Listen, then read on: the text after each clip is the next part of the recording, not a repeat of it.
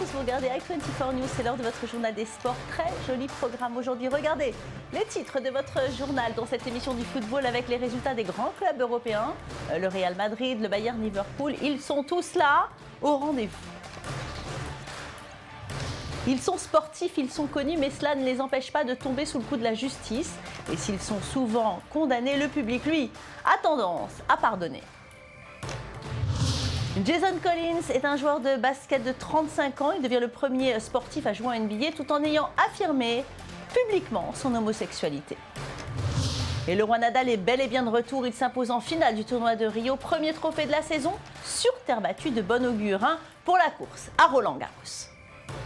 Et je propose tout de suite de commencer cette émission par du football direction l'Espagne. Coup de tonnerre en Liga où les favoris ont laissé des plumes lors de cette 25e journée. Regardez, l'Atlético Madrid s'est déplacé à Pamplune pour y affronter Osasuna. Les colchoneros se font surprendre d'entrée de jeu. Cerudo est étrangement seul sur corner. Il a tout le temps de fusiller Thibaut Courtois.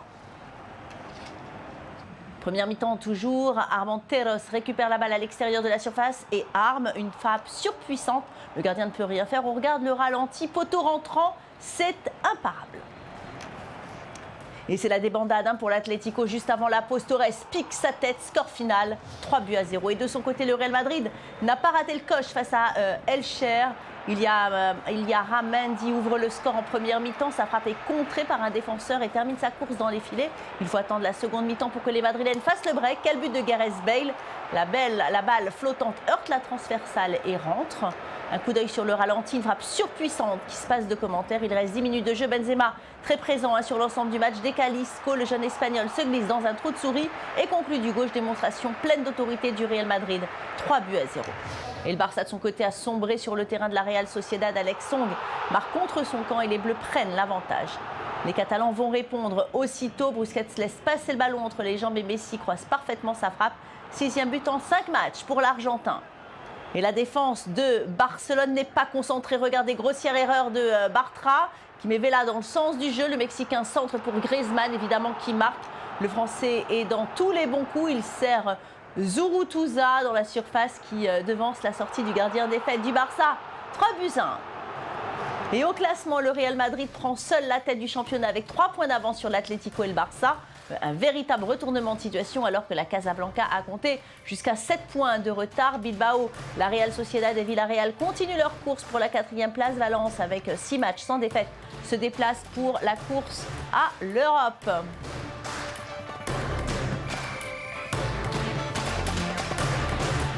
Et le Barça, comme si ça n'était pas suffisant de perdre la tête du championnat, eh bien, sont sous les projecteurs encore avec l'affaire Neymar. Le club catalan est visé par une enquête fiscale. Suite au transfert du Brésilien l'été dernier, la direction barcelonaise a décidé de couper court à cette polémique en versant à l'administration fiscale la somme de 13 millions d'euros pour régulariser, disent-ils, la situation.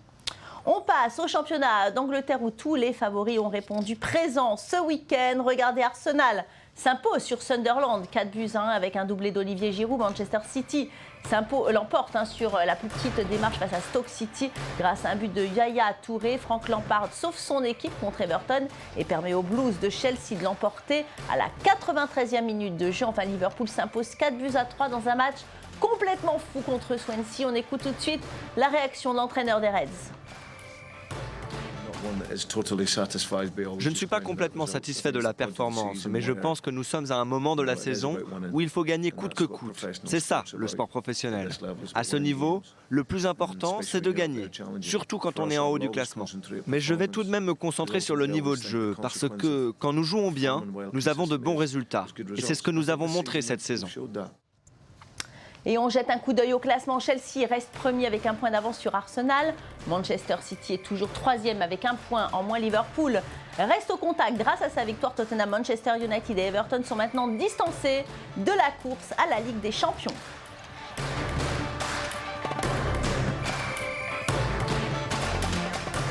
Allez, un mot sur le championnat français. À présent, le PSG continue son parcours sans faute et s'impose à Toulouse 4-2 avec un triplé de Zlatan Ibrahimovic. Monaco s'impose dans la douleur face au Stade de Reims 3-2 avec le dernier but dans les arrêts de jeu. Enfin, Lyon tient le match nul sur la pelouse de Lille et confirme sa montée en puissance. À noter également les victoires de Marseille, Saint-Etienne et Bordeaux.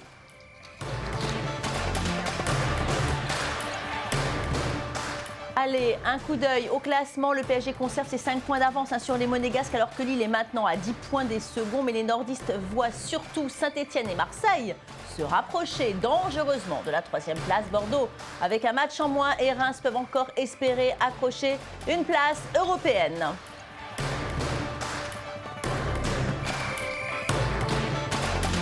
Et on termine cette page football par l'Allemagne. Rien n'arrête le Bayern de Munich en Bundesliga. Les Bavarois se sont rendus à Hanovre et les hommes de Pep Guardiola ouvrent le score à la 25e minute de jeu. Côte ce centre pour Müller qui place une tête surpuissante. À la demi-heure de jeu, Alcantara est idéalement servi dans la surface. L'Espagnol prend son temps et frappe en force à bout portant. En seconde mi-temps, Müller, toujours lui, va inscrire un doublé sur un centre d'Alaba. L'Allemand contrôle, entre dans la surface et marque. Et la promenade du Bayern s'achève sur un nouveau centre venu de la droite et une tête de Mandzukic. Score final, 4-0.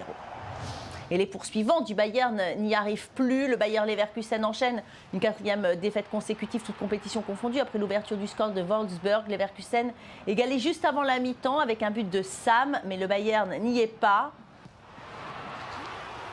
et se laisse à nouveau surprendre. Gustavo hérite d'un centre à rater et redonne l'avantage à son équipe. Et Wolfsburg va même corser l'addition sur un pénalty. C'est Rodriguez qui s'en charge.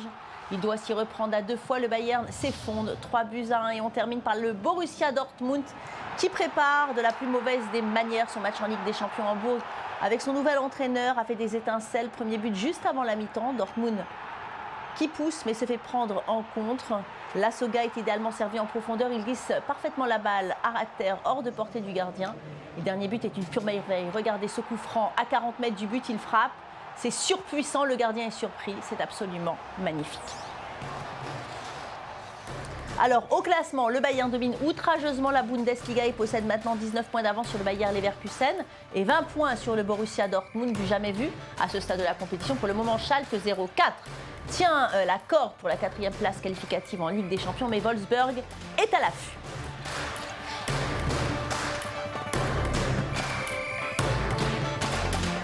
Les sportifs font malheureusement souvent la première page des magazines des faits divers. Tromperies, détournements de fonds, affaires de vol ou bien meurtre. L'argent et la réussite peuvent faire tourner les têtes. Les sportifs peuvent-ils tout se permettre? Ils sont nombreux à avoir commis des crimes, grands ou petits, et souvent, le public leur pardonne très vite. Les médias et les fans ont-ils la mémoire courte? Il semblerait que oui. Regardez le reportage de Lise Barenbaum.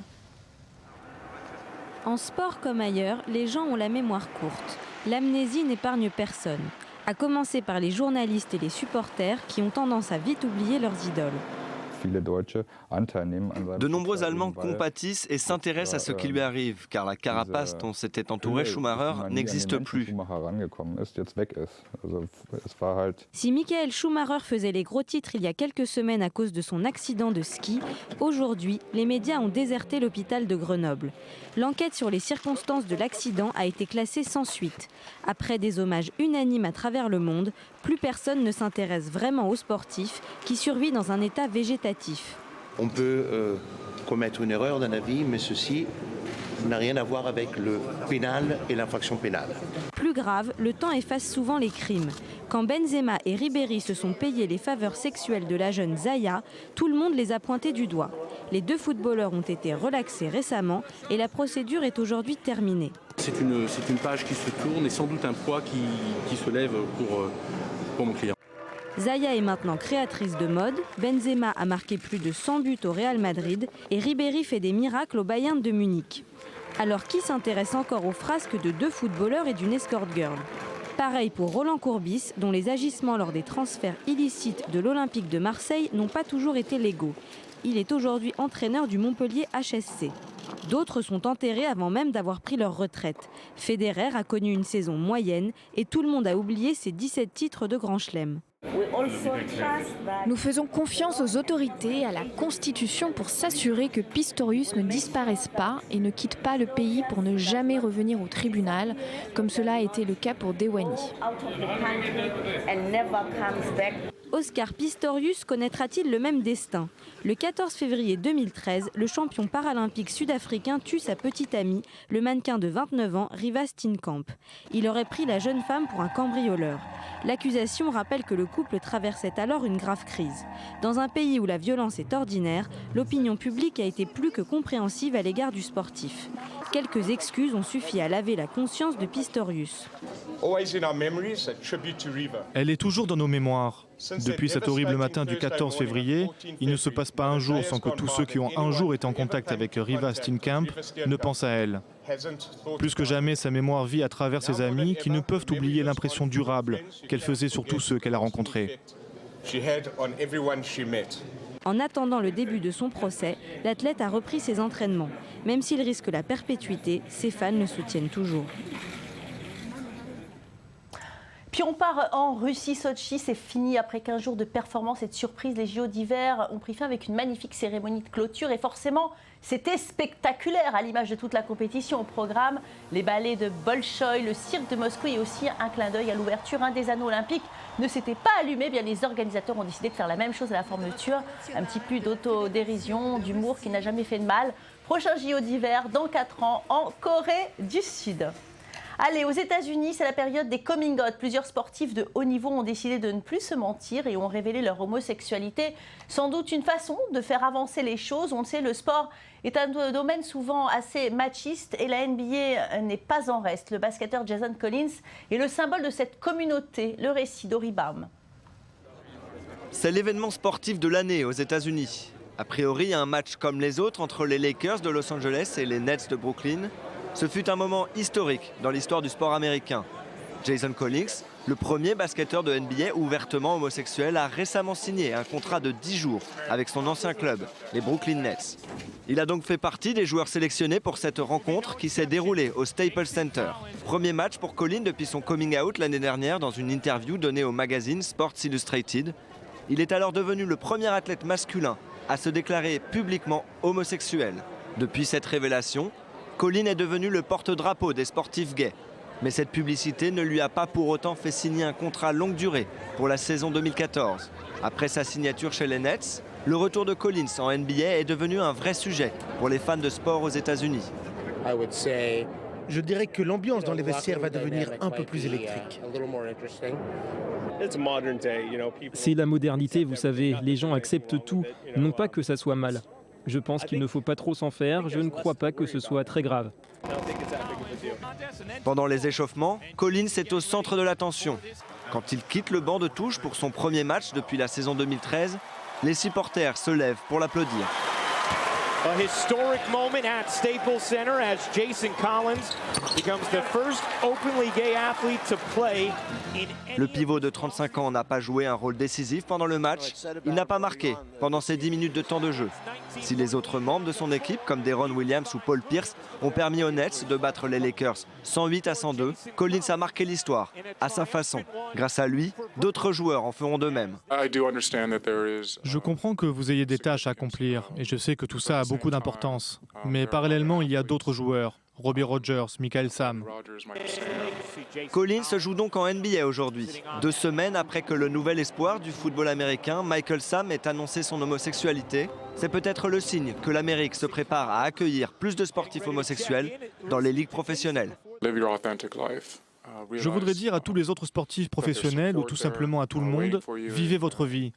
Réalisez que des gens vont vous soutenir et c'est la seule chose que je peux dire pour encourager les gens à être eux-mêmes. Allez, on passe maintenant au tennis avec le tournoi de Rio. Après presque un mois d'absence, après sa blessure lors de l'Open d'Australie, Rafael Nadal a signé un retour parfait en remportant son premier tournoi sur terre battue de la saison. Regardez, le numéro 1 mondial était opposé à l'Ukrainien Dolgopolov, joueur connu pour son style très particulier, toujours porté vers l'avant. Mais Nadal, en difficulté lors des demi-finales, a montré son meilleur visage et prend le premier set, 6-3. Alors on a le droit de très beaux échanges, lobe de l'Espagnol que le 38e mondial parvient à renvoyer. Dolgopolov est battant et s'arrache sur tous les points à l'image de ce passing qu'il parvient à remiser dans le terrain. Le second set est plus disputé, vous allez voir. Il se joue au tie-break, Nadal s'impose au mental. Score final 6-3, 7-6. Premier trophée pour Rafa qui commence parfaitement la saison sur terre battue, avec évidemment en ligne de mire un nouveau Roland-Garros. Regardez comme il est beau avec son trophée. C'est le 62e titre sur l'ensemble de sa carrière. Bravo à lui. Allez, cyclisme à présent. Le Tour d'Oman continue et c'est le champion en titre, Chris Froome, qui a remporté la course. Je vous rappelle que c'est aussi le gagnant du Tour de France 2013. Froome l'emporte à Oman avec 26 secondes d'avance sur le second, l'Américain Van Garderen, sous un soleil terrible à l'Émirat. Un excellent début de saison pour le Britannique.